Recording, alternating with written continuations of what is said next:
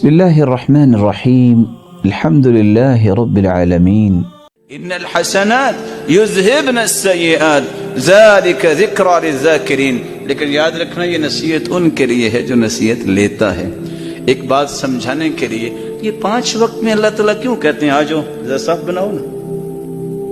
کبھی آپ نے دیکھا ہے کہ 4 سے 6 گھنٹے کی فلائٹ جب لینڈ کرتی ہے تو فوراً 1 سے 2 سے 4 سے 10 لوگ گھوم رہے ہوتے ہیں. کوئی دیکھ رہا ہوتا ہے ٹارچ کے ساتھ اس کے پروں میں کوئی مسئلہ تو نہیں ہے, کوئی ٹائروں کو دیکھ رہا ہوتا ہے. وائی؟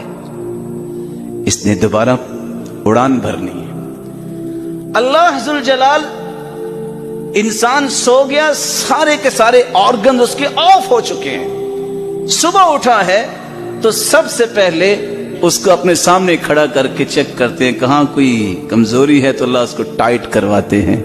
پھر اس نے زور تک کام کرنا ہے, پھر اس کو لاتے ہیں ادھر آؤ ورکشاپ میں آؤ, پھر اس کو ٹھیک کر کے عصر تک پھر اس کو کہتے ہیں کرو کام جو کرنا ہے, عصر کو پھر بلا لیتے ہیں.